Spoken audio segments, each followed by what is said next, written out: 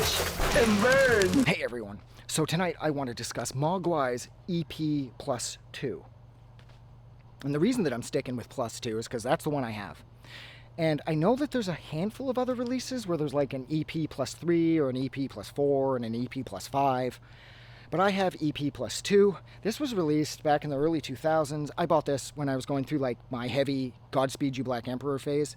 My girlfriend around 1999 introduced them to me. And here it was, the early 2000s, and I was still all like Godspeeding out every chance I got. Like Them in a Silver Mount Zion and Esmerine and Set Fire to Flames and everything else that Godspeed even sort of like remotely had a hand in, or members of Godspeed, sorry, even remotely had a hand in. I was out tracking down. And I got word that this band, Mogwai, had sort of like a Godspeed vibe. Now, of course, in the years since, I've really gotten into Mogwai. Mogwai isn't borrowing from Godspeed any more than Godspeed is borrowing from Mogwai. Mogwai are so versatile. They're just Mogwai. They got some depth, man. They're all over the place. Now, this EP is very Godspeed-like, I suppose, with tracks like Burn Girl, Prom Queen, Rollerball, Stanley Kubrick. Every time I say the title Stanley Kubrick, I start thinking if whether or not the music from here would work in a Stanley Kubrick film, and I kind of get lost in that.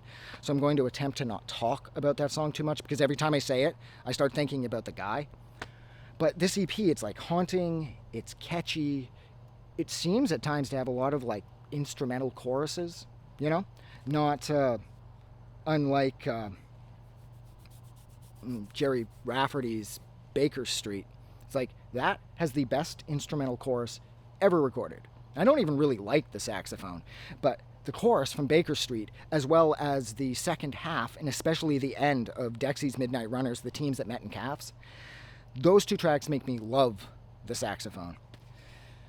But yeah, there's elements of that. It's like parts of the song repeat, and it's the catchy parts that they repeat. And so to me, that feels more like an instrumental chorus. And that's another thing that I loved about this EP, is there's more of like a focus on traditional song structure. Some of the songs on here are incredibly long, and they sort of sprawl off and go wherever they want, but it's like they always get kind of pulled back into the center of the song, and it's still like maintains that original sense of itself, where it's like still catchy, still fun, and it still has a purpose, and it isn't just trying to be all crazy and atmospheric.